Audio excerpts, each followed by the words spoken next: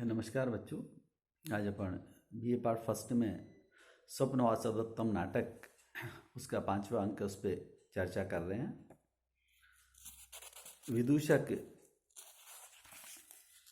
और जो पद्मावती है उनकी दासी आपस में वार्तालाप कर रही हैं। वार्तालाप के माध्यम से वो पद्मावती जो है अस्वस्थ है, उस अस्वस्थ की सूचना इस प्रकार से देते हैं। तो पद्मावती कहती है, पद्मनिका कहती है कि भाई आर्य वसंत किम ने जानामि त्वयं भरतधारी का पद्मावती शीर्ष वेदना दुखिता। क्या तुम्हें पता नहीं है राजकुमारी पद्मावती सिर दर्द से पीड़ित है। विदूषक कहते हैं भवती सत्यम न जानामि, कि देवी मुझे सच में नहीं पता। पद्मनिका कहती है तेनी भरते निवेद्याम एनाम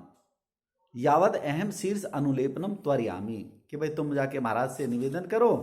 और मैं तब तक सिर दर्द की जो औषधियां हैं वो तैयार करती हूँ। विदूषक कहता है कुत्र सैन्यम रचितम पद्मावत्या, कि भाई पद्मावती की जो सैया है वो कहाँ लगी हुई है। पद्मनिका कहती है समुद्र ग्रह के किल सैया आस्तीनम, यानी समुद्र ग्रह नामक जो स्थान है वहां पे सैया बिछी हुई है। विदूषक कहता है गच्छतु भवती, भाई आप जल्दी जाओ। यावद अहम अपि तत्र भवते निवेदिष्यामि, तो मैं भी महाराज को निवेदन करता हूं। और ऐसे कह के प्रवेशक पूरा हो जाता है और ततः प्रविशति राजा, तदंतर राजा का प्रवेश होता है नाटक में। राजा कहते हैं श्लाघ्यम अवंती नपते सदृशिम तनुजाम काल क्रमेण पुनर्आगत दार भारे लावण्य के हुत्वहेन हृतांगे अस्तिम ताम पद्मनिम हिम हिताम इव चिंतयामी, कि ऐसे इस प्रकार से जैसे ही राजा प्रवेश करता है तो राजा कहता है काल क्रमेण पुनर्आगत दार भार, कि समय के फिर आ गया है पत्नी के भरण पोषण का दायित्व जिसके ऊपर ऐसा मैं लावण्य के हुत्वहेन, लावण्यक नामक ग्राम में हुत्वहेन अग्नि के द्वारा हृतांग अस्तिम, जिसके शरीर रूपी लता जल गई है, ऐसी श्लाघ्यम अवंती नृपते सदृशीम, ऐसी प्रशंसनीय अवंती राज की जो पुत्री अवंती राज महासेन है उसकी पुत्री के समान पुत्री को तनुजाम ताम, यानी ऐसे उसकी पुत्री के समान, यानी महासेन के अनुरूप गुणों वाले उसकी पुत्री को इस प्रकार से हिम हताम पद्मनिम इव, जैसे तुषार से मारी गई कमलनी के समान चिंतयामी, यानी मैं याद कर रहा हूं, इस प्रकार से उसको याद करता हूं, स्मरण करता हूं। राजा कहता है कि भाई समय के फेर से राजा की जो पूर्व पत्नी है वासवदत्ता महासेन की पुत्री, वो अग्नि में इस प्रकार से जल के मर गई जब राजा शिकार खेलने गए थे। और इस प्रकार से राजा को भी ये पता लग गया कि हाँ भाई ये मर गई, ये बताया गया राजा को कि वो अग्नि में जल के मर गई। राजा ने कुछ समय पश्चात दूसरा विवाह कर लिया। जैसे ही पता लगा कि दूसरी जो पत्नी है वो भी सिर दर्द से पीड़ित है तो राजा कुछ थोड़े से परेशान होते हैं, कुछ व्यथित होते हैं। राजा कहते हैं कि काल क्रम से फिर आ गया है पत्नी के भरण पोषण का दायित्व जिसके ऊपर ऐसा मैं अपनी पूर्व घटनाओं को लावण्य के हुत्वयन, लावण्यक नामक ग्राम में हुत्वयन अग्नि के द्वारा, इस प्रकार से लावण्यक ग्राम में अग्नि के द्वारा जो घटना घटी थी, और हुत्वयन हृतांग अस्तिम, जिसके शरीर रूपी लता जल गई, यानी मेरी जो पत्नी वासवदत्ता थी वो इस प्रकार से उसमें जल के समाप्त हो गई, खत्म हो गई। ऐसी श्लाघ्यम अवंती नृपते, ऐसी उस अवंती राज के समान, अवंती राज महासेन के गुणों के समान उसकी पुत्री को हिमताम पद्मनिम इव चिंतयामी, यानी कमलनी जो एक तरह से तुषार से मारी हुई कमलनी के समान मैं आज उसे इस प्रकार से याद करता हूं। यानी इस प्रकार मैं सोचता हूं कहीं ऐसा नहीं हो ये जो अब मेरी पत्नी पद्मावती है ये भी मुझे छोड़ के चले जाए, यानी वो पहली वाली चली गई, इस प्रकार से कहीं ऐसा नहीं हो मेरे साथ दोबारा ऐसा इस प्रकार की ये घटना घट जाए। इस तरह से राजा अपनी पूर्व जो घटना है उसको याद करते हैं। राजा कहता भो कष्टम, बड़े दुख के साथ में इस प्रकार बड़ा कष्टदायक स्थिति है राजा कि क्यों, किस तरह से कि रूप श्रियाम समुदिताम गुणस्य युक्ताम लब्ध्वा प्रियाम मम तु मंद इव अद्य शोक है, पूर्व अभिघात सरुज अप्य अनुभूत दुख है, पद्मावतीम अपि तथैव समर्थयामि। राजा महसूस करते हैं कि कहीं ऐसा न हो ये पद्मावती भी मुझे उसके समान, वासवदत्ता के समान कहीं छोड़ के चली नहीं जाए। कि रूप श्रियाम समुदिताम गुणश्च युक्ताम, रूप की शोभा, रूप शोभा से संपन्न और गुणों से युक्त ये जो पद्मावती है, ये कहते हैं प्रियाम लब्ध्वा पूर्व अभिघात सरूजम अपि मम शोक अद मम इव जाते, यानी पूर्व के जो मेरे दुख थे, जो कष्ट था, जो मेरे मन में पीड़ाएं थी, उस दुख का अनुभव करने वाला मैं, मेरा जो शोक था अद मन मम मंद इव जाते, यानी मेरा शोक थोड़ा कम हुआ। तू परंतु अनुभूत दुख है, फिर दोबारा इन दुखों का अनुभव करने वाला मैं, पद्मावती तथैव समर्थयामि, मैं पद्मावती को भी वैसे ही समझ रहा हूं। कहीं ऐसा नहीं हो जैसे वासवदत्ता मुझे छोड़ के चली गई, कहीं ऐसा नहीं हो पद्मावती भी मुझे वैसे ही छोड़ के चली जाए। कि रूप और गुणों से युक्त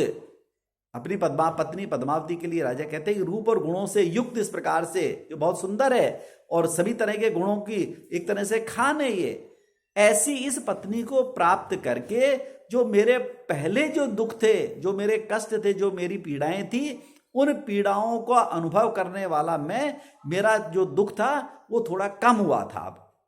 जो मेरा शोक था वो कुछ कम हुआ था, लेकिन जैसे ही पता लगा कि पद्मावती सिर दर्द से पीड़ित है, तो दुखों का अनुभव करने वाला मैं ऐसा समझ रहा हूं कि पद्मावती भी तथैव समर्थयामि, कि ऐसा लग रहा है कि कहीं पद्मावती भी मुझे उस वासवदत्ता के समान छोड़ के चली नहीं जाए, इसलिए मैं उसी प्रकार का ऐसा अनुभव इस प्रकार से कर रहा हूं। यानी जो व्यक्ति दुखी होता है वो पूर्व दुखों को भी इस प्रकार से, जो नए थोड़े बहुत संकट आते हैं उनको उन्हीं रूप में स्मरण करता है, याद करता है, और ऐसी उन घटनाओं को जोड़ने का प्रयास करता है कि भाई कहीं ऐसा नहीं हो मेरे साथ अब वापस दोबारा ये हो जाए। फिर आगे राजा आपस में बातचीत कर रहे थे नाटक में, तो मित्र जो राजा कहते हैं कि प्रविश्य अवलोक के सस्मितम अहो सर्प व्यक्ति वैधव्यस्य, कह रहे मूर्ख, जो जिसे तुम सर्प समझ रहे हो, तो कहता है ऋज्वताम ही मुख तोरण लोल मालाम भ्रष्टाम क्षितो त्वम अवगच्छसि मूर्ख सर्पम मंद अनिले निसी या परिवर्तमाना किंचित करोति भुजंगस्य विचेष्टितानि। कि मूर्ख, त्वम ऋज्वताम च क्षितो भ्रष्टाम, कि तुम लंबी इस प्रकार से फैली हुई, मूर्ख सीधी और लंबी इस प्रकार से, क्षितो भ्रष्टाम पृथ्वी के ऊपर गिरी हुई, मुख तोरण लोल मालाम जो द्वार के ऊपर बंधी हुई है ऐसी उस फूलों की माला को, सर्पम अवगच्छसी कि मूर्ख तुम उसे सांप समझ रहे हो, या जो माला निसी मंद अनिलेन रात्रि में धीरे धीरे हवा के हिलने से, परिवर्तमाना थोड़ा थोड़ा चलायमान होने से, किंचित भुजंगस्य विचेष्टितानि करोति, यानी कुछ कुछ सर्प के समान चेष्टाएं कर रही है और मूर्ख तुम उसे सर्प समझ रहे हो। कि जो घर के तोरण द्वार के ऊपर जो माला बंधी हुई है वो माला एक तरफ से इस प्रकार से जैसे हिल रही है हवा से, मंद अनिलेन धीमे धीमे हवा के द्वारा जो हिल रही है, तो हिलती हुई वो माला ऐसी लग रही है मानो जैसे सर्प चल रहा हो। यानी उस माला की जब परछाई पृथ्वी के ऊपर पड़ रही है और पृथ्वी के ऊपर परछाई जो पड़ रही है वो हवा के द्वारा जब माला हिलती है तो उसकी परछाई भी हिल रही है, ऐसे ऐसा आभास होता है कि जैसे मानो ये सर्प इस प्रकार की चेष्टाएं आगे पीछे हिलने डुलने का जो करता काम, उसी प्रकार से ये माला कर रही है। तो राजा कहता है कि मूर्ख, जिसे तुम इस प्रकार से सर्प समझ रहे हो वो तो ये माला है और उस माला को तुम इस प्रकार से सर्प समझ बैठे। यानी व्यक्ति के चित्त में जैसी वो उसके विचार होते हैं वही उसके चित्त में याद आती है। आपके चित्त में जो आपने जिसकी मूर्ति बना रखी है, आपके मन में वही चीज वापस याद आती है कि जैसे ही उसके मन में यह था कि भाई कहीं ये सर्प है, और सर्प को याद करता हुआ उसके मन में वो सर्प के समान चेष्टाएं हिलती हुई दिखती है। ऐसे ही मैं आपको एक बुद्ध का, महात्मा बुद्ध के जो ज्ञान योग है उसमें से एक प्रसंग है कि रात्रि में एक गांव के पास में एक ठूंठ खड़ा हुआ था। गांव के किनारे पे एक जो पेड़ काट दिया गया और थोड़ा सा 5-6 फीट का एक ठूंठ सा खड़ा हुआ था। उस ठूंठ को जैसे ही रास्ते में चोर चोरी करने के लिए गांव में घुसने का प्रयास करते हैं तो चोर देखते हैं कि अरे ये तो चौकीदार है, और उस ठूंठ को चौकीदार समझ के वो चोर थोड़े से ठहर जाते हैं, ठिठक जाते हैं। क्यों? चोरों के मन में ये भय है कि कहीं कोई हमें देख नहीं ले। तो उन्होंने उसको, उनके चित्त में जो था उन्होंने उसे वही महसूस किया। एक प्रेमिका का जो प्रेमी था, उस प्रेमी ने अपने प्रेमी से मिलने के लिए कहा कि ठीक है भाई, मैं रात को 12 बजे इस प्रकार से आऊंगी। प्रेमिका जैसे ही बाहर आती है तो देखती है उस ठूंठ वो दिखाई देता है, तो प्रेमिका समझती है कि मेरा प्रेमी इस प्रकार से आ गया, और वो उसकी ओर चलायमान होती है, चलती है उसकी ओर। क्यों? क्योंकि उसके चित्त में उसके प्रेमी की मूर्ति बनी हुई है कि भाई मुझे उससे मिलना है, तो उसे वही दिखाई देता है। एक जो बच्चा है, जैसे ही उस बच्चे को सोच की इच्छा होती है रात के समय, जैसे उसकी मां उसे बाहर लेके जाती है, तो बच्चे के मन में यह डर पैदा किया होता है कि बेटे अंधेरे में भूत रहते हैं। तो बच्चा जैसे उस ठूंठ को देखता है तो बच्चे के मन में एकदम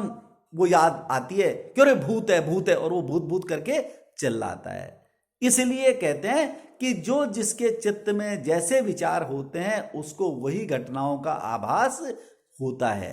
यहां जैसे ही उस विदूषक ने देखा कि अरे कहीं इस प्रकार से जो सर्प है वो सर्प इस प्रकार से हिलता डुलता चलता रहता है और एकांत में ज्यादा चलता है, तो जैसे ही वो उस माला को देखता है, उस माला के हिलने डुलने की जो प्रक्रिया हो रही है, उस माला से वो सोच रहा है कि शायद ये सर्प है, और वो उसे सर्प समझ लेता है। धन्यवाद। आज इतना ही।